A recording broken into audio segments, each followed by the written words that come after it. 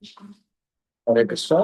ఈరోజు మనము భగవద్గీత యథాతథము 14వ అధ్యాయము ప్రకృతి త్రిగుణములు వాటి యొక్క 1వ శ్లోకం నుంచి 10వ శ్లోకం వరకు సారాంశం ఏంటంటే జీవుల రూపాలు సుఖ దుఃఖాలకు కారణం గురించి తెలుసుకుందాం. ఇది భగవంతుడు దానికి సమాధానం చెప్తున్నారు, దాని గురించి బోధిస్తున్నారు మొదటి శ్లోకంలో. అందు గురించే శ్రీ భగవానుడు పలికెను అనే దాంతో ప్రారంభిస్తున్నాడు. భగవంతుడి ఈ అధ్యాయంలో ఇంతకుముందు కూడా మనకు 4వ అధ్యాయంలో జ్ఞానం గురించి చెప్పారు, 7వ అధ్యాయంలో చెప్పారు, 7 నుంచి 12వ అధ్యాయము భక్తి యోగం గురించి చెప్పారు. భగవంతుడు ఈ యొక్క చాప్టర్లో చెప్తున్నారు, ఎవరైతే ముని అని ఎవరిని అంటారు? మౌన వ్రతాన్ని పాటించే వాళ్ళు మునులు. మౌన వ్రతం అంటే వాళ్ళు భౌతిక విషయాల పట్ల మౌనాన్ని వహిస్తారు, ఆధ్యాత్మిక విషయాల పట్ల అనర్గళంగా వాళ్ళు బోధిస్తారు, వాళ్ళని మునులు అంటారు. సో అటువంటి మునులు దేన్ని సాధిస్తారు? పరమ సిద్ధి అంటే భగవంతుడి యొక్క ధామాన్ని వాళ్ళు పొందుతారు. దేని ద్వారా? భగవంతుడి ద్వారా వాళ్ళు జ్ఞానాన్ని ఆచార్య పరంపరలో విని వాళ్ళు దాన్ని ఆచరించి జీవితంలో భగవంతుడి యొక్క పరమ పదాన్ని సులభంగా పొందగలుగుతారు. సో ఇక్కడ మనం ఏమనుకున్నాము? మన యొక్క టైటిల్ జీవుల యొక్క రూపము, దానికి కారణాలు చెప్పబోతున్నాం. అదే ఉత్తమమైనటువంటి జ్ఞానాన్ని, రహస్యమైన జ్ఞానాన్ని భగవంతుడు బోధిస్తున్నారు. ఎవరైతే అటువంటి జ్ఞానాన్ని పొందుతారో వాళ్ళు భగవంతుడి యొక్క దివ్య స్వభావాన్ని పొందుతారు. అంటే అచ్యుత, నాశనము లేనటువంటి స్వభావాన్ని పొందగలుగుతారు. ఎవరైతే భగవంతుడి యొక్క అటువంటి స్థితికి వాళ్ళు ప్రమోట్ అవుతారో వాళ్ళు ఇంకా తిరిగి జన్మించరు, ప్రళయం వచ్చినప్పుడు కలత చెందరు. సపోజ్ ఎవరన్నా గజ ఈతగాళ్ళు ఉన్నారనుకోండి, సో వాళ్ళు ఇతరులను రక్షించడంలో ఎక్స్పర్ట్ ఉంటారు. వాళ్ళు కావాలంటే వాళ్ళు సముద్రంలో కూడా దూకుతూ ఉంటారు విత్ ఫుల్ ఎక్విప్మెంట్తో. వాళ్ళు ఇంకా భయపడతారా? భయపడరు. అదేవిధంగా భగవంతుడి యొక్క దివ్యమైనటువంటి జ్ఞానాన్ని ఎవరైతే పొందుతారో ఆ దివ్య జ్ఞానం ద్వారా వాళ్ళు దివ్య స్వభావాన్ని పొందుతారు. ఎప్పుడైతే భగవంతుడి యొక్క దివ్య స్వభావాన్ని, అంటే దివ్య స్వభావం అంటే నేను ఆత్మను, నేను దేహము కాదు, నేను ఆత్మను కాబట్టి నేను ఎప్పుడు నశించను. సో ఎందుకు? నేను ఎప్పుడు భగవంతుడి చరణాల దగ్గర ఉంటాను. సో భగవంతుడి చరణాలంటే ఏంటి? అది ఈ మృత్యు సంసార సాగరంలో మునగనటువంటి, ఏ పరిస్థితుల్లో కూడా మునగనటువంటి పెద్ద షిప్ లాంటిది అన్నట్టు. ఇంకా అటువంటి షిప్లో కూర్చున్న వాళ్ళు ఎటువంటి ప్రళయానికి కూడా భయపడరు. ఇప్పుడు సముద్రంలో పెద్ద షిప్ ఉంది, ఎన్నో అలలు, మామూలు అలలు వస్తూ ఉంటాయి, పోతూ ఉంటాయి. దానికి ఆ షిప్ ఏమన్నా ప్రభావానికి గురి అవుతుందా? గురి కాదు. సో ఇక్కడ మరి దివ్య స్వభావానికి రీచ్ అవ్వడం అంటే భగవంతుడు గుణాతీతుడు. సో భగవంతుడి యొక్క దివ్య స్వభావాన్ని పొందిన వాళ్ళు గుణాతీత స్థితికి ఎదుగుతారు. గుణాతీత స్థితి అంటే గుణాలు 3, ఒకటి తమో గుణము, రజోగుణము, సత్వగుణము. సో గుణాతీత స్థితి అంటే విశుద్ధ సత్వం. సో ఈ త్రిగుణాలకు అతీతమైనటువంటిది. ఎవరైతే భగవంతుడి యొక్క దివ్య స్వభావాన్ని పొందుతారో దాని మీనింగ్ వాళ్ళందరూ గుణ రీతిలో భగవంతుడితో సమానం. అంటే భగవంతుడు విశుద్ధ సత్వంలో ఉంటాడు. భగవంతుడి యొక్క దివ్య స్వభావాన్ని పొందిన వాళ్ళు కూడా విశుద్ధ సత్వంలో ఉంటారు. వాళ్ళని ఈ భౌతికమైనటువంటి త్రిగుణాలు, భౌతిక ప్రకృతి త్రిగుణాలతో కూడుకున్నది అనే విషయాన్ని వాళ్ళు ఒకసారి ఎరిగితే, మన దేహము కూడా భౌతిక ప్రకృతి నుండే వచ్చింది. ఈ దేహము కూడా పంచభూతాలతో కూడుకున్నది, బట్ త్రిగుణాలతో ఇది పనిచేస్తూ ఉంటుంది అన్నట్టు, కర్మలు చేస్తూ ఉంటుంది. ఈ జ్ఞానాన్ని ఎవరైతే తెలుసుకుంటారో అప్పుడు వాళ్ళు ఓహో తమో గుణం యొక్క లక్షణాలు ఇవి, రజోగుణ లక్షణాలు ఇవి, సత్వగుణ లక్షణాలు ఇవి అని తెలుసుకుంటే వాళ్ళు ఎటువంటి జ్ఞాన స్థితిలో వాళ్ళు జీవించగలుగుతారు? భౌతిక ప్రపంచంలో ఈ భౌతికమైనటువంటి మనకు రూపాలు, స్త్రీ గాని, పురుషుడు గాని, జంతువులు గాని, పశు పక్షాదులు గాని, ఇవన్నీ కూడా ఈ దేహానికి సంబంధించినటువంటి కర్మలు చేస్తారు. కానీ ఎవరైతే ఈ భౌతిక ప్రకృతి ద్వారా మనం సంపాదించామో, త్రిగుణాలతో కూడుకున్నటువంటి దేహాన్ని పొందాము, ఈ త్రిగుణాతీత కర్మలు చెయ్యాలి అని ఎప్పుడైతే మనము జ్ఞానాన్ని సంపాదిస్తామో, ఆ జ్ఞాన సంపాదన ద్వారా చేసే ఆ పర్ఫెక్ట్ కర్మలే మనకు ముక్త స్థితి అని చెప్తున్నాడు. తర్వాత ఆధ్యాత్మిక రూపము ఎటువంటి వైవిధ్యం లేకుండా రూప రహితంగా అవుతుందని ఆధ్యాత్మిక ఆకాశము గురించిన జ్ఞానము లేనట్టు కొందరు అంటుంటారు. ఇక్కడ వాళ్ళకు జ్ఞానం ఉండదు, కానీ జ్ఞానుల్లాగా యాక్ట్ చేస్తూ ఉంటారు. ఏ విధంగా? వాళ్ళకు ఆధ్యాత్మిక ప్రపంచం అంటే వైకుంఠం గురించి ఐడియా లేదు, తర్వాత గోలోకం గురించి ఐడియా లేదు. సో కాబట్టి ఇక్కడ మనకి ఇక్కడ వైవిధ్యం అంటే రకరకాలైనటువంటి రూపాలు ఉంటాయి, రకరకాల వ్యక్తులు, రకరకాల మనస్తత్వాలు ఉంటారు. సో అక్కడ ఆధ్యాత్మిక ప్రపంచంలో కూడా ఇటువంటి వైవిధ్యం అంటే భగవంతుని సేవిస్తారు. రకరకాల సేవలు ఉంటాయి అక్కడ. లైక్ మనం చూసినట్టు అయితే 5 రకాలటువంటి సేవలు ముఖ్యమైనవి ఉంటాయి. రసాలను అనుభవిస్తారు. శాంతరస అంటే అక్కడ శాంతరసంలో ఎవరుంటారు? చెట్లు, చేమలు, పక్షులు, తర్వాత ఆవులు, ఇవన్నీ భగవంతుణ్ణి శాంతరసంతో సేవిస్తాయి. తర్వాత కొందరు భగవంతుణ్ణి దాసులుగా దాస్యరసంతో సేవిస్తారు. కొందరు వాత్సల్య రసంతో సేవిస్తారు. కొందరు సాఖ్యరసంతో ఫ్రెండ్ లాగా, కొందరు వాళ్ళు ప్రియురాళ్ళలాగా మాధుర్య రసాన్ని అనుభవిస్తారు. అంటే అది వైవిధ్యం అంటే అక్కడ తేడా కనబడుతుంటుంది అన్నట్టు. ఇక్కడ కూడా తేడా ఉంటుంది ఆధ్యాత్మిక ప్రపంచంలో. కానీ జ్ఞానహీనులు రూపరహితం అనుకుంటారు, కానీ ఇక్కడ రూపం ఉంది, ఆధ్యాత్మిక ప్రపంచంలో కూడా రూపం ఉంది. అదే మీకు బ్రహ్మజ్యోతిలో రూపరహితంగా ఆత్మ అంటే ఎటువంటి భగవంతుడి యొక్క జ్యోతి ద్వారా అక్కడ కాంతి ఉంటుంది. అక్కడ వాళ్ళు మనం చిన్నప్పుడు కదా రన్ రన్ రన్ స్టాప్ అన్నట్టుగా అలా ఆగిపోతుంది, ఎటువంటి చర్య ప్రతిచర్య ఉండదు. సో కానీ భగవంతుడి ధామములో సో చర్య ప్రతిచర్య అంటే మనము ఎటువంటి సేవ చేస్తే దానికి భగవంతుడి యొక్క ప్రతిస్పందన ఉంటుంది. సో ఎప్పుడైతే జీవుడు భగవంతుడి ధామం వెళ్ళాలంటే ఎటువంటి రూపాన్ని తీసుకుంటాడు? సారూప్య భగవంతుడి యొక్క రూపాన్ని తీసుకుంటాడు. కాబట్టి ఇక్కడ గుణరీత్యా సమానుడు, పరిమాణ రీత్యా విభిన్నుడు.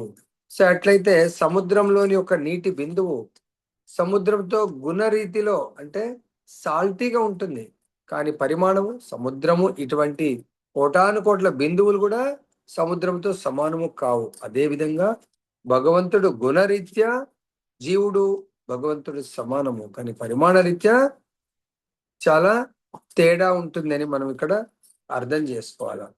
తర్వాత ఈ సృష్టికి కారణం ఏంటి అనేది భగవంతుడు 3వ శ్లోకంలో బోధిస్తున్నారు. ఓ భరతవంశీయుడా, బ్రహ్మము అని పిలువబడే మహత్తత్వమే జన్మకు కారణము. సో భగవంతుడి యొక్క సృష్టికి భగవంతుడి యొక్క బ్రహ్మము కారణం. అంటే లైక్ మనం ఎగ్జాంపుల్ తీసుకుంటే ఇప్పుడు ఎండాకాలంలో క్షేత్రం ఉంటుంది, అంటే పొలము. పొలాన్ని సాగు చేసి విత్తనాలు అలకంగానే నీళ్లు పారిస్తే అది మొలకెత్తడానికి రెడీగా ఉన్నట్టుగా. సో మనకు అంటే అది ఎలా ఎరువు అదంతా కూడా వేసి మంచిగా పొలాన్ని సాగు చేస్తారు. అదే విధంగా ఈ మహత్తత్వంలో మహత్తత్వం దేంతో కూడుకొని ఉంటుంది? పంచభూతాలతో కూడుకుంటుంది. అక్కడ త్రిగుణాలు రెడీగా, ఎవరు ఏ గుణాన్ని కోరుకుంటే ఆ గుణాన్ని రెడీ పెడతారు. దీనికి మంచి ఎగ్జాంపుల్ ఏంటంటే టెక్నాలజీ పెరిగింది కాబట్టి మనం ఇవాళ పూర్వకాలం ఏమో కలర్స్ వేయాలంటే ఈ మల్టిపుల్ కలర్స్ ఉండేవి కాదు. ఇప్పుడు ఏమైందండి, మనం పెయింట్ షాప్కి వెళ్ళామనుకోండి, వాడు ఒక క్యాటలాగ్ ఇస్తాడు, అది చూసి ఈ కలర్ కావాలంటే దాంట్లో కోడింగ్ ఉంటుంది అన్నట్టు. ఆ కోడింగ్లో డిఫరెంట్ 2-3 కలర్లు కాంబినేషన్ ఉంటుంది, అది కొట్టగానే ఆ కలర్ తయారొస్తుంది అన్నట్టు. అంటే అక్కడ కలర్ కాంబినేషన్ మిక్సింగ్ చేస్తారు. ఈ మహత్తత్వం కూడా ఆ విధంగా పెయింట్ షాప్ లో ఎలా అయితే మిక్స్ చేస్తుందో ఇక్కడ మనం కోరుకున్న విధంగా మనకు జన్మని ప్రసాదిస్తుంది అన్నట్టు. ఆ జన్మలోనే మనకు సకల జీవులకు జన్మలను సంభవింపజేస్తూ ఆ బ్రహ్మంలో నేను బీజ ప్రదానంను చేస్తాను అని భగవంతుడు ఇక్కడ చెప్తున్నాడు. ఏ విధంగా ఆ ఈ ప్రతి జీవి ఆత్మకు జన్మ ఎక్కడొస్తుంది అంటే స్త్రీ యొక్క దేహాన్ని ఎలా అయితే పెయింట్ షాప్ లో ఒక మిక్సింగ్ మిషన్ ఉంటుంది అన్నట్టు. సో దాంట్లో ఎన్ని పాలు ఏది మిక్స్ చేయాలనో అది కంప్యూటర్ ప్రోగ్రామింగ్ ద్వారా వాళ్ళు దాన్ని ప్రోగ్రామ్ చేయన ఆయా కలర్స్ మిక్స్ అయిపోయి సో ఫైనల్ గా కలర్ వస్తుంది. అదే విధంగా మనం ఎటువంటి కోరికలు అంటే తమోగుణ, రజోగుణ, సత్వగుణాలతో కూడుకున్నటువంటి కర్మలతో మనం లాస్ట్ లైఫ్ సెట్ చేసుకున్నాం అన్నట్టు. మనము చాలా సర్చింగ్ చేసి అది చేసి మాకు ఈ గోడకి ఈ కలర్ కావాలా, హాల్కి ఈ కలర్ కావాలా, బెడ్రూమ్కి ఈ కలర్ కావాలా అని చెప్పేసి అది అనుకుంటాం. అలాగే మనం కూడా యుక్త వయసులో నేను ఇలా ఉండాలా, మిడిల్ ఫ్యామిలీ లైఫ్లో ఇలా ఉండాలా, ఓల్డ్ ఏజ్లో ఇలా ఉండాలా, ఎన్నో రకరకాల కాంబినేషన్స్ మనము ప్రోగ్రామ్ డిజైన్ చేసుకుంటాం. ఆ డిజైన్ చేసుకొని భగవంతుడికి అప్లై షాప్ ఆయనకి ఎలా చెప్తే ఆయన ఆ కోరికను బట్టి ఆ మిషన్ లో మిక్సింగ్ చేస్తాడు. అలాగే భగవంతుడికి మనం అప్లై చేస్తాం, స్వామి నా ఈ కోరికలు సో దీన్ని నేను ఈ విధంగా అనుభవించాలి. దానికి భగవంతుడు ఏం చేస్తాడండి, మన పుట్టుక నుంచి మళ్ళీ నెక్స్ట్ చనిపోయే వరకు మొత్తం ప్రోగ్రామ్ అంతా కోడింగ్ లాగా ఫీడ్ చేసి ఏం చేస్తాడు, మనం కదా ఈ రోజుల్లో ఏమంటాము చాట్ జీపీటీ మనకు కావాల్సినవన్నీ అలా వాయిస్ కానీ టెక్స్ట్ కానీ పెట్టేసి ఓకే కొడితే చాట్ జీపీటీ ఏం చేస్తుంది, మొత్తం తయారు చేసి రిజల్ట్ ఇస్తుంది. సో అదే విధంగా భగవంతుడు జన్మ ఫలానా విధంగా ఉండాలా, అలాంటి తండ్రి అలాంటి తల్లి జన్మ వచ్చింది, నేను చిన్నప్పుడు ఎటువంటి పిల్లలతో ఆడుకోవాలా ప్రోగ్రామ్ అటువంటి వాతావరణానికి పంపిస్తాడు. ఈ మొత్తం కూడా భగవంతుడు ఈ మహత్తత్వంలో అటువంటి ప్రోగ్రామ్ చేస్తాడు. కానీ ఆ తండ్రి ఎటువంటి తండ్రి కావాలి అని మనం కోరుకున్నాం కాబట్టి ఆ తండ్రి యొక్క శరీరంలోకి భగవంతుడు మనని ఎంటర్ చేస్తాడు. ఏ విధంగా నీటి బిందువుల ద్వారా ఒక ధాన్యములోకి ఎంటర్ అవుతుంది మన ఆత్మ. ఆ ధాన్యాన్ని ఖచ్చితంగా ఫలానా తండ్రి తినే విధంగా ఆ ధాన్యంలోకి ఎంటర్ అవుతాడు. ఆ ధాన్యము ఫలా మనం చూడండి, ఒక భోజనం చేస్తుంటే ఆ భోజనంలో దాదాపు అన్నం గింజలు కానీ లేకుంటే ఏదన్నా చపాతీలో కానీ మనం తినే దాంట్లో భగవంతుడు మన సూక్ష్మమైన ఆత్మని ఎంటర్ చేయడము, అది ఆ తండ్రి యొక్క శరీరంలోకి ఎంటర్ అయ్యి సో ఆ తండ్రి ద్వారా తల్లి ఎట్లయితే మనం మిక్సింగ్ మిషన్ అనుకున్నాం కదా, సో ఆ తల్లి యొక్క గర్భానికి యోని ద్వారా ఎంటర్ అవుతుంది. అది ఎంటర్ చేసేది ఏంది, ఆ అహం బీజ ప్రదాత మహత్తత్వంలో భగవంతుడు బీజ ప్రదానం చేస్తాడు. సో కాబట్టి ఈ బీజాన్ని భగవంతుడు పంపించడం జరిగింది. సో దాని ద్వారా ఈ శరీరం మళ్ళీ ఎలా తయారవుతుంది అక్కడ, సో రెడీగా మిక్సింగ్ కదా రెడీగా పెట్టినట్టు తల్లి యొక్క గర్భంలో పంచభూతాలతో కూడుకున్న శరీరాన్ని ఇవ్వడానికి ఆ ఏర్పాట్లు అక్కడ జరుగుతాయి అన్నట్టు. సో ఆ ఏర్పాట్ల ద్వారా మనకు తెలియదు, మనం అనుకుంటున్నాం మా తండ్రి నన్ను పుట్టించాడు తల్లి ద్వారా అనుకుంటాం. దీనికి ఎగ్జాంపుల్ చెప్తున్నాడు ప్రభుపాద వారు చాలా అద్భుతంగా. సో ఒక తేలు ఏం చేస్తుందంటే బియ్యము రాశులలో గుడ్లను పెడుతుంది. సో ఆ బియ్యం రాశులలో గుడ్లను పెట్టి సో ఆ గుడ్లను ఊరికి అబ్జర్వ్ చేస్తూ ఉంటుంటుంది అన్నట్టు. సో మనం అనుకుంటాం కానీ అక్కడ కనబడదు. మళ్ళీ కొన్ని రోజుల తర్వాత ఆ బియ్యం రాశుల నుంచి తేలు పడుతుంది, అరే ఈ బియ్యమే ఈ తేలు జన్మకు కారణమా అనుకుంటాం. కానీ మనం గ్రహించలేదు, ఆ తేలు రావడానికి చిన్న బేబీ తేలు రావడానికి తేలు గుడ్లు పెట్టి ఆ వేడి ద్వారా మిగతా చిన్న బేబీ తేళ్ళు వస్తాయి. సో అదే విధంగా మనకు భగవంతుడి ద్వారా తండ్రి ఆ శరీరంలోకి ఆత్మలు ఎంటర్ అయ్యి తండ్రి ద్వారా మళ్ళీ తల్లి గర్భంలోకి ఎంటర్ అయింది. మనం ఈ మెకానిజాన్ని గ్రహించలేకపోతున్నాము. ఒకవేళ భగవంతుడే పలానా ఆత్మ ప్రోగ్రామ్ డిజైన్ చేసి ఆ తండ్రి దగ్గరికి పంపకపోతే ఈ సృష్టిలో మనము పలానా వాళ్ళకు పిల్లలు లేరు అవ్వట్లేదు అనేది వినము. ఎన్నో లక్షల కోట్ల మందికి కూడా పెళ్ళ 20 ఏళ్ళు 30 ఏళ్ళు అయినా పిల్లలు అవ్వట్లేదు. ఎందుకు? వాళ్ళు ప్రోగ్రామింగ్, పిల్లలు సంతానాన్ని కనే ప్రోగ్రామింగ్ రాసుకొని రాలేదు వాళ్ళు. కాబట్టి వాళ్ళకు భగవంతుడు ఇవ్వట్లేదు. అర్థమైందా? ఎవరైతే ఏ విధంగా వాళ్ళకు పెళ్ళవ్వాల్సింది మాత్రం ప్రోగ్రామ్ ఉంది. కానీ సంతానం జరగట్లేదు. కొన్నిసార్ల ఆ అబ్బాయి ఇంకొక అమ్మాయిని ఒకవేళ చేసుకుంటే సంతానం కలగొచ్చు. అంటే ఆయన ద్వారా పలానా అమ్మాయికి సంతానం అయ్యేదుంది. కానీ ఈ మాతాజీకి అయ్యేది లేదనుకోండి, కాదు. సపోజ్ కొన్నిసార్లు 10, 15, 20 ఇయర్స్ తర్వాత ఉంది. అప్పుడు ఇదంతా కూడా ప్రోగ్రామ్ డిజైన్. ఇది కూడా కంప్యూటర్ ప్రోగ్రామ్ లాగా. తర్వాత ఇంకేం చెప్తున్నారు? ఓ కౌంతేయ, ఈ ప్రకృతిలో జన్మించడం ద్వారానే ఒకసారి జన్మిస్తే అప్పుడు జీవులు ప్రకటమవుతాయి. కానీ నేను ఎవరి ద్వారా ప్రకటమయ్యాను అనేది ఆ కన్నటువంటి తల్లికి తెలీదు, తర్వాత ఆ తండ్రికి తెలీదు, పుట్టినటువంటి ఈ శిశువుకు కూడా తెలియదు. ఎందుకు? వాళ్ళు ఏ రోజు కూడా తల్లిదండ్రి నా భగవద్గీత చదవలేదు, భాగవతాన్ని చదవలేదు. కాబట్టి వాళ్ళు అనుకుంటారు నేను ఈ అబ్బాయికి తండ్రిని, నా వల్ల పుట్టిండు.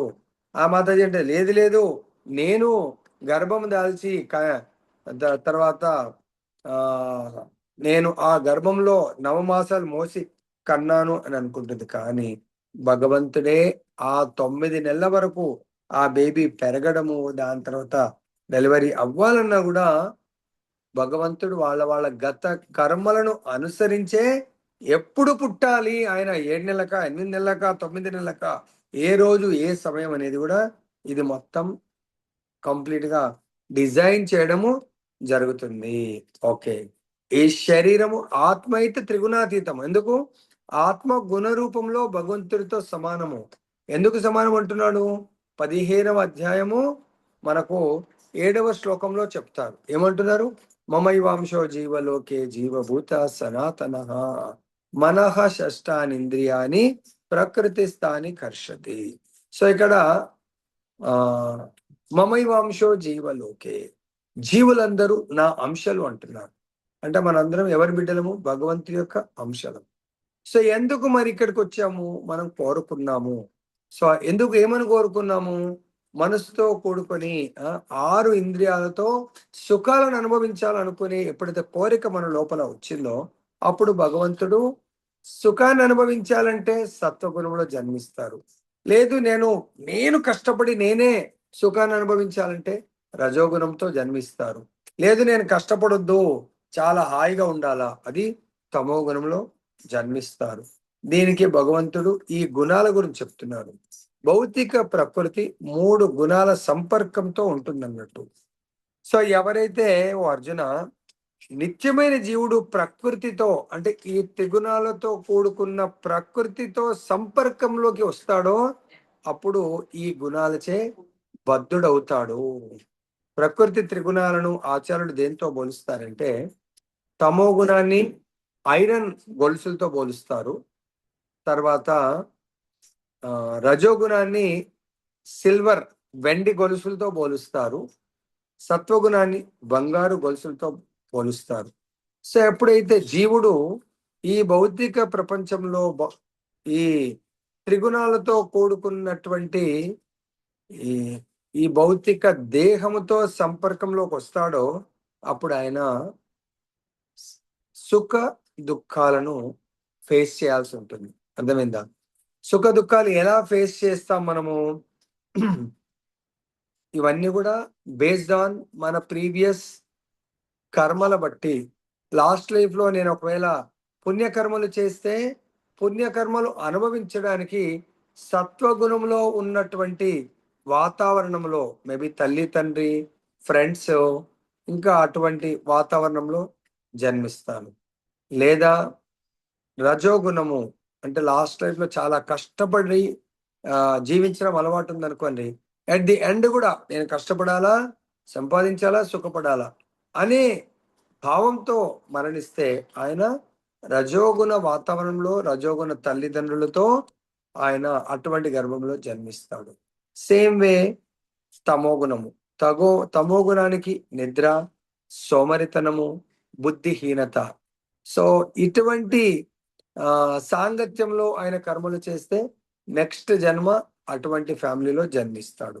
ఇంకేమంటున్నాడు అర్జునుని? ఓ పాపరహితుడా, అంటే మనం భగవద్గీతని చక్కగా అర్థం చేసుకోవాలంటే ఇప్పటి నుంచైనా తెలిసి తెలియక పాపాలు చేయకూడదు, పాపరహితంగా మనం మారాలి. అప్పుడు ఏమవుతుంది ఎక్స్ప్లెయిన్ చేస్తున్నారు. సత్వగుణము మిగతా రజో తమో గుణాల కంటే నిర్మలమైంది, అది చాలా ప్రకాశవంతమైంది. ఎందుకు? సమస్త పాపాల నుండి విముక్తిని చేస్తుంది. పాపాలు ఉన్నాయి అంటే లైట్ ప్రకాశాన్ని తగ్గిస్తాయి. లైక్ మన ట్యూబ్ లైట్ ఉంది, ఒక నెల 2 నెలలు 6 నెలలు మనం తుడవకుండా ఎక్కడ వెళ్ళొచ్చాం అనుకోని, లైట్ లో పవర్ పోలేదు, కానీ ఎక్స్పోజర్ అనేది రావట్లేదు. ఎందుకు? దానికి పైన కవర్ రావడం జరిగింది. లైక్ మేబీ తమోగుణం అనే కవర్ ఉండడం వల్ల దాంట్లో ఉన్న ప్రకాశం బయటకు రావట్లేదు. కాబట్టి సత్వగుణం ఏం చేస్తుంది? అది మొత్తం క్లీన్ చేసేస్తే అప్పుడు లైట్ సమస్త పాపాల నుండి, ఆ డస్ట్ అనే పాపాల నుండి విముక్తి చేస్తుంది. కాబట్టి సత్వగుణంలో ఉన్న వాళ్ళు దేన్ని అనుభవిస్తారు? సుఖాన్ని, జ్ఞానాన్ని వాళ్ళు అనుభవిస్తారు. అనుభవించడం అంటే ఇక్కడ మనం ఏమనుకున్నాము? సత్వగుణం అంటే బంగారు గొలుసులతో ఇలా మనని కట్టివేయబడుతుంది. దేని ద్వారా? సుఖము అనే ఆ భావనలో, అరే నేను సుఖపడి లైఫ్ అంటే ఇదే, మంచిగా సుఖాన్ని అనుభవించాలా, ఎలాంటి సుఖాలు అనేది దీంట్లో చూసినట్టయితే అతను దీనికి లాస్ట్ ఒక లీల చెప్తాను, అది లాస్ట్ వరకు తప్పకుండా వినండి. ఈ సుఖాలు అంటే మనిషి యొక్క రూపానికి, ఈ సుఖాలకు, సుఖాలు నిజంగా శాశ్వతంగా ఉంటాయా లేదా, సుఖాలు తాత్కాలికమా, లేకుంటే దుఃఖాలు ఎలా ఉంటాయి, వీటన్నిటికీ ఒక అద్భుతమైన లీల లాస్ట్ చెప్తే లాస్ట్ వారు ఉన్నవాళ్ళు ఆ బెనిఫిట్ పొందగలుగుతారు. తర్వాత ఇంకేమంటున్నారు ఇక్కడ, ఎవరైతే బుద్ధిమంతులో వాళ్ళు ఈ తాత్కాలిక సత్వగుణములో మనకు ఏదైతే కలుగుతున్నటువంటి సుఖాలు ఉన్నాయో ఆ సుఖాల పట్ల వాళ్ళు ఆశపడరు. వాళ్ళు ఎప్పుడు ఆశపడరు? సత్వగుణంలో వచ్చేటువంటి సుఖాలు తాత్కాలికము అనే జ్ఞానాన్ని పొందినవాడు. అలా జ్ఞానాన్ని పొందినవాడు ఏమంటున్నారు? బ్రాహ్మణుడు. ఆ బ్రాహ్మణుడు సపోజ్ ఆయన సత్వగుణంలో ఉండవలసిందే. సత్వగుణంలో ఉన్నాడు అంటే ఆయన పాప విముక్తుడు. ఎవరైతే పాప విముక్తులో ఇతరులను కూడా పాప విముక్తులను చేయగలుగుతారు. సో ఎలా? సత్వగుణము జ్ఞానాన్ని ప్రసాదిస్తుంది. ఆ జ్ఞానము ద్వారా వేద శాస్త్రాలన్నిటినీ తెలిసిన వాడు కాబట్టి ఇతరులకు బోధించడంలో ఆయన సుఖాన్ని అనుభవిస్తాడు.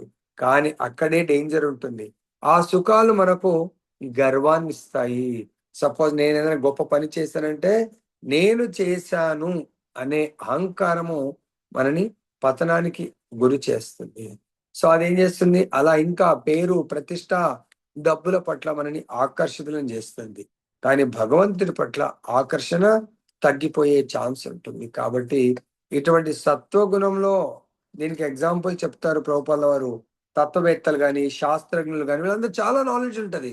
ఆ నాలెడ్జ్ తో పాటు ప్యారల్ గా మనతో పాటు మన నీడ వెన్నంటే ఉన్నట్టుగా మనకు జ్ఞానము, ధనము ఇవన్నీ ఎప్పుడైతే మనకు ఉంటాయో దాంతో పాటు అహంకారము మనతో పాటు వస్తుంది. తర్వాత మనకు దుఃఖాలకు, సుఖాలకు కారణం ఏంది? ఈ యొక్క జ్ఞానం ద్వారా మనకు డబ్బు వస్తుంది, దాని ద్వారా సుఖాన్ని అనుభవిస్తాం, దాని ద్వారా అహంకారం వస్తుంది, ఆ అహంకారం ద్వారా మనం పతనానికి గురవుతాము, దుఃఖానికి మనము దుఃఖాలను ఫేస్ చేయాల్సి వస్తుంది. సో ఈ దుఃఖాలలో అన్నిటికంటే ఘోరమైనటువంటి చాలా ఆ అత్యంత కఠినమైనటువంటి, అత్యంత బాధాకరమైనది ఏంటంటే జన్మ మృత్యువులు. సో జన్మించడం అందరూ సంతోషిస్తూ ఉంటారు, కానీ తల్లి గర్భంలోంచి జన్మించినప్పుడు ఆ శిశువు పడ్డ దుఃఖం చాలా వర్ణనాతీతం. అదేవిధంగా ఎవరైతే మృత్యువుని ఎదుర్కొంటున్నారో అది కూడా చాలా భయంకరమైనటువంటి కష్టము. దానికి ఏమంటారు? 40,000 తేళ్లు ఒకేసారి కరిస్తే ఎంత పెయిన్ ఉంటుందో అటువంటి బాధను అనుభవించాల్సి వస్తుంది అని చెప్తున్నారు. అంతేకాకుండా ఇది సుఖం అంటే సత్వగుణం మన సుఖాలను బంధిస్తుంది. అంటే మనం భగవంతుని మర్చిపోయేట్టు చేస్తుంది, మనం భౌతిక భోగాలను అనుభవించేట్టు చేస్తుంది. తర్వాత ఇంకేం చెప్తున్నారు ఇక్కడ? రజోగుణము ఏ విధంగా బంధిస్తుంది? రజోగుణము అపారమైనటువంటి కోరికలు, ఆశల నుండి ఉద్భవిస్తుంది. ఈ సత్వగుణము సుఖము జ్ఞానం నుంచి ఉద్భవిస్తుంది. రజోగుణము ఈజీ గుర్తుపెట్టుకోండి, కోరికలు. ఎవరికైతే విపరీతమైన కోరికలు ఉంటాయి, ఆశలు ఉంటాయో వాళ్ళు రజోగుణంలో ఉన్నట్టు. అంటే ఈ కోరికలు, తర్వాత ఆశల అనే గొలుసు ద్వారా మనము కామ్య కర్మల్లో బద్దులవుతాము. కోరికలు నెరవేర్చుకోవడానికి ఎంతో పని చేస్తూ ఉంటాము. తర్వాత ఆ పనిలోనే మన జీవితం అంతా గడిచిపోతుంది. ఇంకా ఇక్కడ ఏం చెప్తున్న, కోరికలంటే రజోగుణము స్త్రీ పురుషుల మధ్య ఆకర్షణచే గుర్తు చెప్పబడుతుంది. సో ప్రతి ఒక్కరు కూడా, ముఖ్యంగా ఆపోజిట్ సెక్స్, స్త్రీ పురుషుడి పట్ల, పురుషుడు స్త్రీ పట్ల ఆకర్షణ భౌతిక ప్రపంచంలో. అదే ఆధ్యాత్మిక ప్రపంచంలో ఈ దేహ ఆకర్షణ ఉండదు. స్త్రీకి పురుషుని పట్ల ఆకర్షణ ఉంటుంది, పురుషుడికి స్త్రీ పట్ల ఆకర్షణ ఉంటుంది. ఇదే రజోగుణము. మన భక్తుల్లో ఎవరన్నా దేహ ఆకర్షణ ఉంది అంటే దే ఆర్ ఇన్ రజోగుణ. స్త్రీ దేహం పట్ల ఆకర్షణ లేదు అంటే వాళ్ళు సత్వగుణంలో ఉన్నట్టు. అర్థమైందా? పురుషుడి పట్ల ఆకర్షణ లేదంటే సత్వగుణంలో ఉన్నట్టు.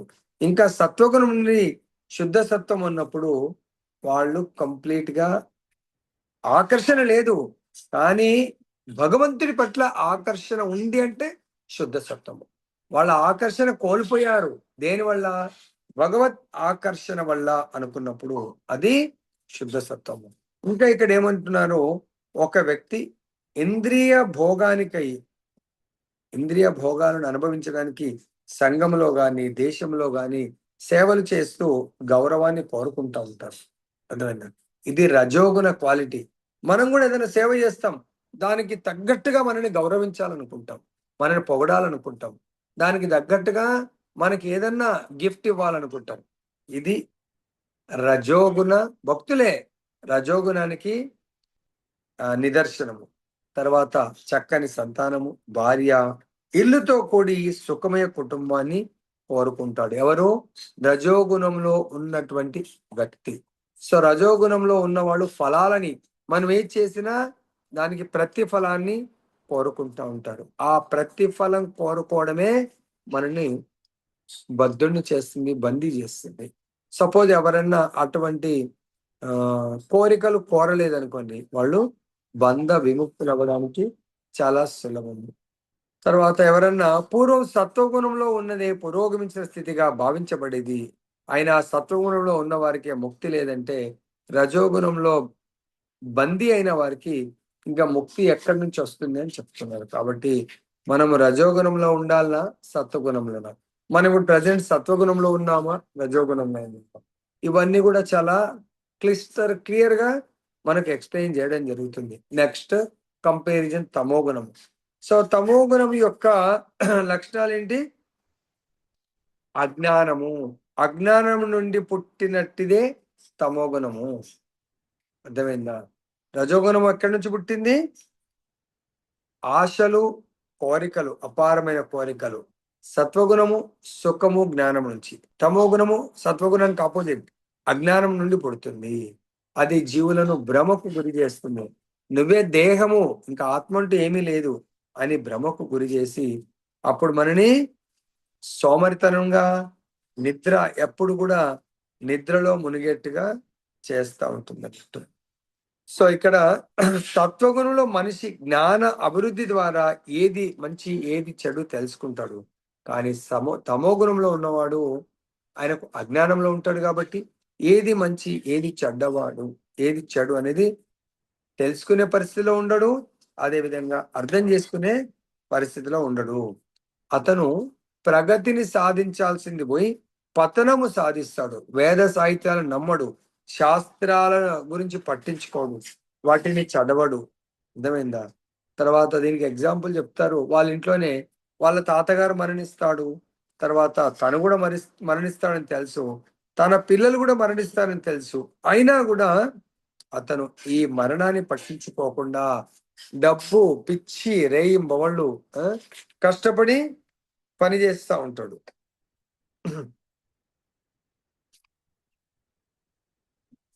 ఇదే పిచ్చితనం అన్నట్టు. అర్థమైందా? ఈ పిచ్చితనంతో వారు ఆధ్యాత్మిక అవగాహనలో ప్రగతిని సాధించడానికి ఇష్టపడరు. అటువంటి వారు అతి సోమరులుగా ఉంటారు. అంటే సోమరులు అంటే మనం ఇంకో విధంగా ఏమర్థం చేసుకుంటాము జనరల్‌గా, వీడు ఏమి పని చేయడని కాదు. ఆధ్యాత్మికంగా పని చేయడు. భౌతికంగా పని చేస్తాడు. కానీ ఆధ్యాత్మికం అంటే అస్సలు ఇష్టపడనట్టు. అదేవిధంగా మనం ఎప్పుడైనా అటువంటి వాళ్ళని ఆధ్యాత్మిక సత్సంగానికి ఇన్వైట్ చేస్తాం. కానీ వాళ్ళు ఎక్కువ శ్రద్ధ చూయించరు. భౌతికం దానికే శ్రద్ధ చూపిస్తా ఉంటారన్నట్టు. రజోగుణంలో ఉన్నట్టి మనిషిలాగా వారు చురుకుగానైనా ఉండరు. రజోగుణంలో గుణంలో ఉన్నోడు చాలా షార్ప్‌గా ఉంటాడు. ఒక్కసారి చెప్తే చాలు చేస్తాడు. కానీ ఇతను ఆ విధంగా కూడా ఉండడు. ఎందుకుండడు? ఇతను ఎక్కువ నిద్రని ఇష్టపడతాడు కాబట్టి డల్ బ్రెయిన్ మైండ్‌తో ఉంటాడు. ఎన్ని గంటలు? మామూలుగా సామాన్య మానవులకు 6 గంటలు నిద్రపోతే అది సరిపోతుంది. తమో గుణంలో ఉన్నవాడికి 10, 12 గంటలు నిద్ర అంటే ఇష్టం. అతను తమో గుణంలో ఉన్నట్టు. తర్వాత తమో గుణంలో ఉన్నవాడు అటువంటి వ్యక్తి సర్వదా చింతతో కృంగిపోయి టెన్షన్స్‌తో మత్తు పదార్థాలకు, నిద్రకు అలవాటు పడి ఉంటాడు. సో, కాబట్టి అలా మత్తు పానీయాలు తీసుకుంటున్నా అంటే తమో గుణము. నిద్ర ఎక్కువ పోతున్నా అంటే తమో గుణము. ఏదైనా చెప్తే ఒక్కటికి 10 సార్లు చెప్తేనే చేసేవాడు తమో గుణంలో ఉన్నటువంటి వాడు. తర్వాత ఇంకా చెప్తున్నారు. ఈ 3 గుణాలు ఏ విధంగా 9వ శ్లోకము చాలా డెఫినేషన్ లాగా ఇస్తున్నారు. ఓ భరతవంశీయుడా, సత్వగుణం మనిషిని బంగారు తాళ్లలో అంటే సుఖాన్ని ఇస్తుంది. ఆ సుఖంలో భగవంతుని మర్చిపోతాం. కాబట్టి భగవంతుని మర్చిపోవడము అంటే మనం భౌతిక ప్రపంచంలో బద్ధుడు కావటము. రెండవది రజోగుణము కామ్య కర్మలలో బద్ధుని చేస్తుంది. ఎప్పుడు బిజీ ప్రభుజీ, రాలేను ప్రభుజీ, చాలా పని ఉంది ప్రభుజీ, సత్సంగం రమ్మంటే రాలేదు, భగవత్ సేవకు రమ్మంటే రాలేదు. ఎందుకు? వాళ్ళు ఎప్పుడు కామ్య కర్మలలో, భౌతిక కర్మలలో చాలా బిజీగా ఉన్నామంటారు.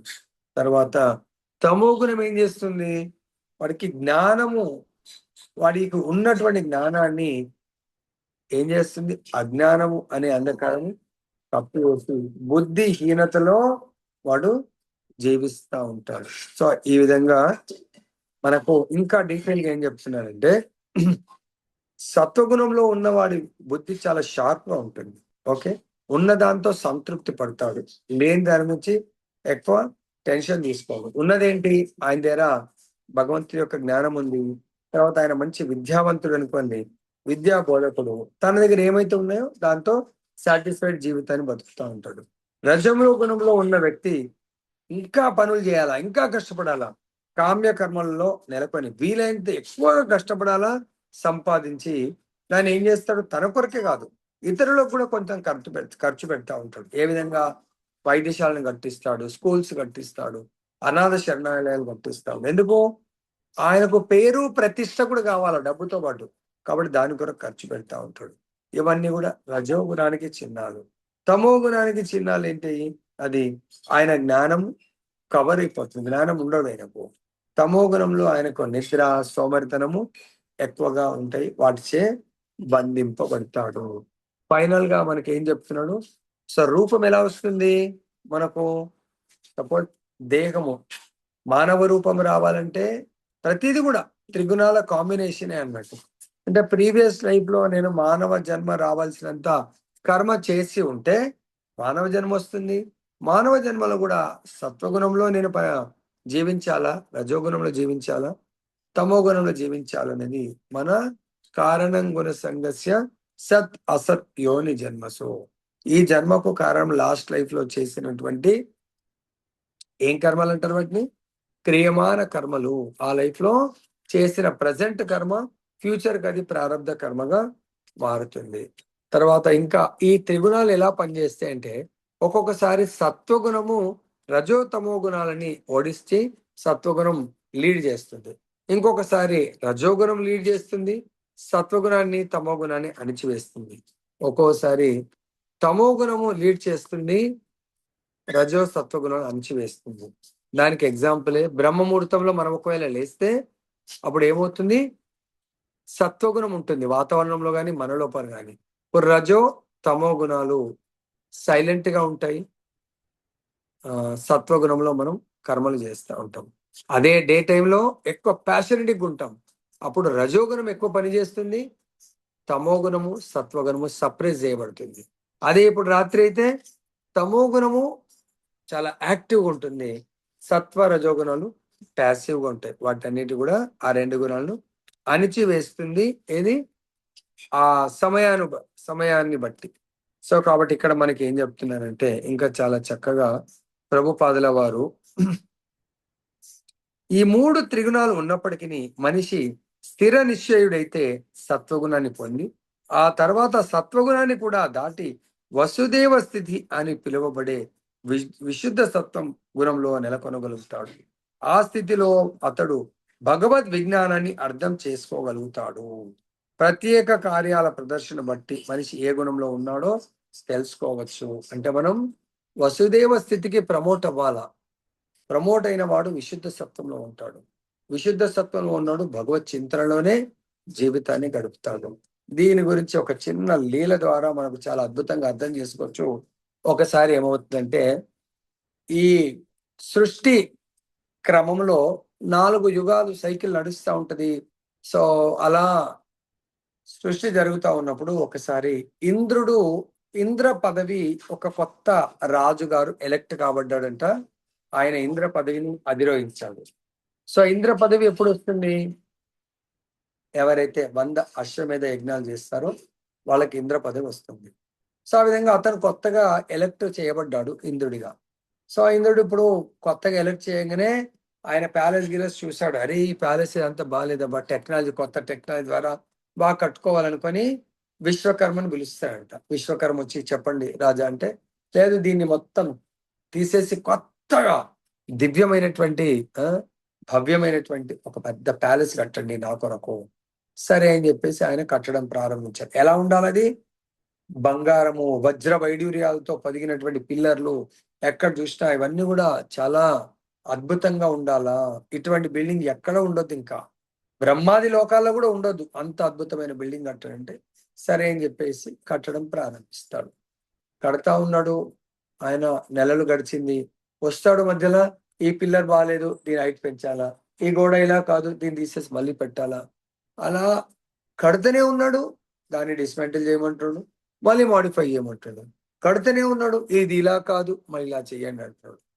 ఇంకా అలా ఆయన మారుస్తుంటే విశ్వకర్మ విసిగి వేసారి ఆయన ఇంకా బ్రహ్మ దగ్గరికి వెళ్ళి మొరబెట్టుకున్నాడు. ప్రభు, నేను ఇంకా ఈ విశ్వకర్మ డ్యూటీ చేయలేను. ఎందుకు? ఏమైందంటే ఆ ఇంద్రుడు ఆయన అసలు ఇంద్ర పదవి మొత్తం కూడా అయిపోయేట్టు ఉంది, కానీ ఆయన బిల్డింగ్ మొత్తం కంప్లీట్ చేసుకోలేడు, దాంట్లో ఉండలేడు. అంటే ఇది పరిస్థితి. రోజు రోజు మారుస్తూ ఉంటాడు. ఇంకా నేను ఎలా సాటిస్ఫై చేయలేంటే సరే అని చెప్పేసి బ్రహ్మదేవుడు విష్ణువు దగ్గరికి వెళ్తాడంట. ప్రభు, ఇది పరిస్థితి, విశ్వకర్మని ఆదుకోండి. అంతేకాకుండా ఆ ఇంద్రుడు కూడా తన గర్వంతో ఆయన ఇది చేస్తున్నాడంటే దానికి కారణం ఏంటి అని అడుగుతాడు. కారణం ఏంటంటే ఆయన కొత్తగా ఎలక్ట్ కాగానే రాక్షసులు దండెత్తుతా ఉంటే, సో ఆయన కూడా అప్పుడే వచ్చాడు కాబట్టి దేవతలు ఇంద్రుడు కూడా ఓడిపోతాడు. అప్పుడు వాళ్ళకు మళ్ళీ బ్రహ్మనే సాయం చేస్తాడు.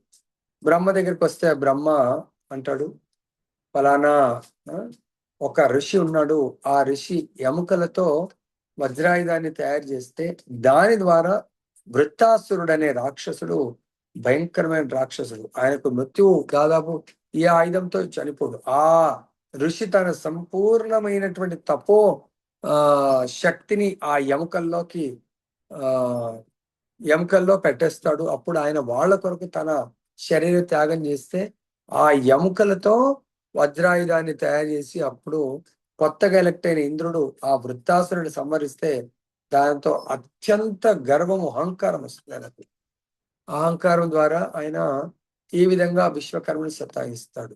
అప్పుడు బ్రహ్మదేవుడు వచ్చి విష్ణువుకి చెప్తాడు, ఏమైంది అంటే ఇలా ఇంద్రుడు చాలా గర్వంతో అహంకారంతో ఈ విశ్వకర్మని ఈ విధంగా వేధిస్తున్నాడు, ఇలాగట్టు అలాగట్టు అంటే ఆ ఒకసారి ఇంద్ర పదవికి వచ్చినంటే ఆయన విష్ణు భక్తుడే, ఇంద్ర పదవికి వస్తాడని వేరేవాడు రాలేదు.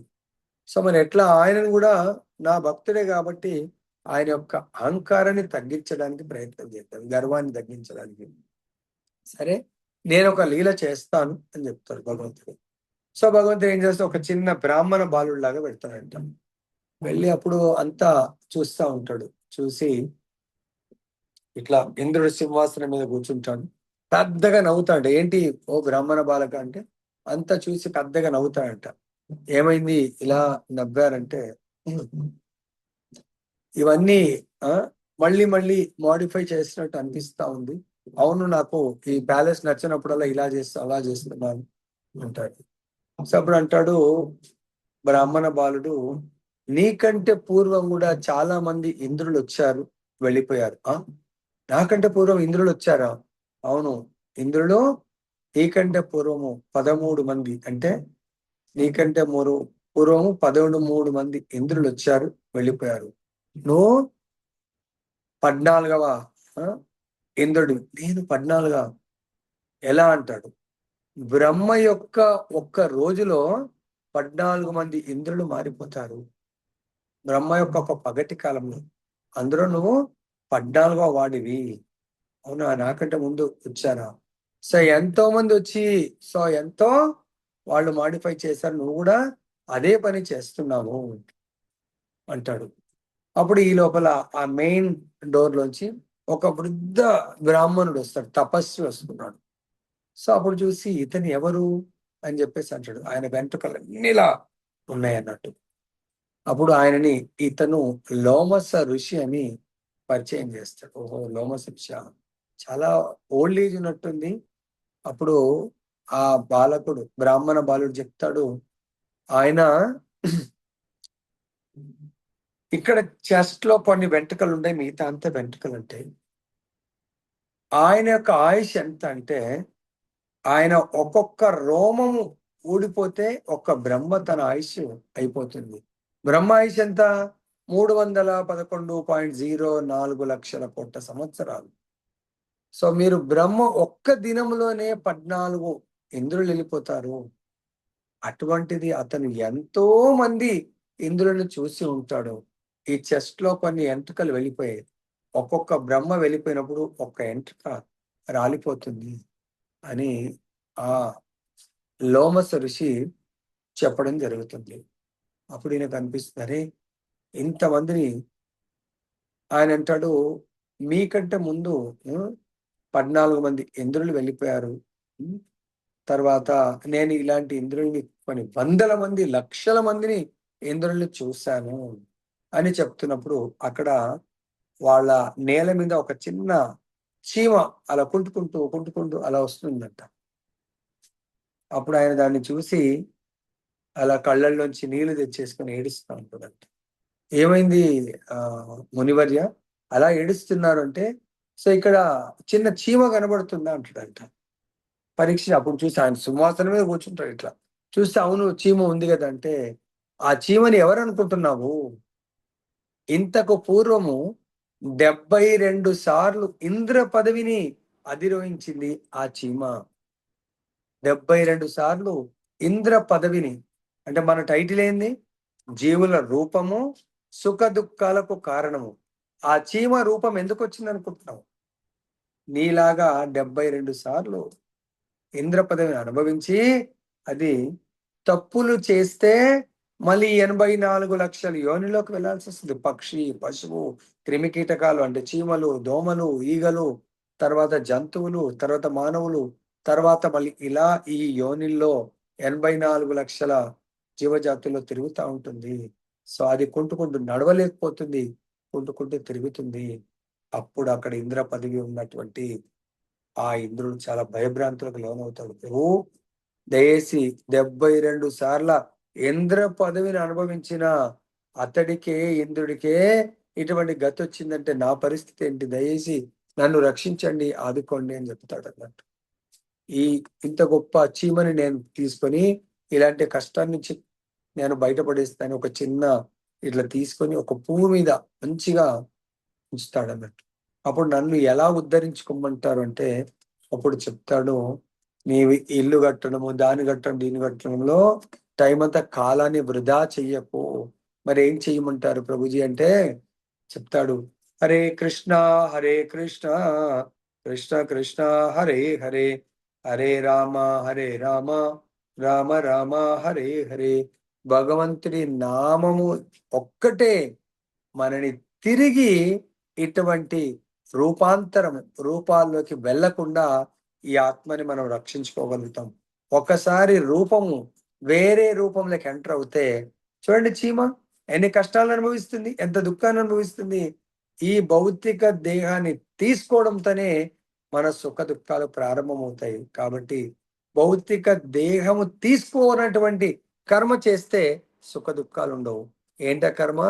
భగవంతుడి నామస్మరణ, భగవంతుడి కథాశ్రవణం, భగవంతుని నిత్య ఆరాధన చేస్తూ మన జీవన విధానాన్ని గడిపి అంత్యకాలంలో భగవంతుని స్మరిస్తూ ఒకవేళ శరీరాన్ని వదిలేస్తే మళ్ళీ మనము ఆ బ్రహ్మ భువనాలోక పునరావర్తిను అర్జున మాముపేక్షతు కౌంతేయ పునర్జన్మ న విద్యతే. ఓ కౌంతేయ, ఆ బ్రహ్మ భువనాలోక భూలోకం నుంచి బ్రహ్మలోకం వరకు మనం ఒకవేళ వెళ్ళిన బ్రహ్మలోకంలో జన్మించిన పునర్జన్మ ఉంటుంది.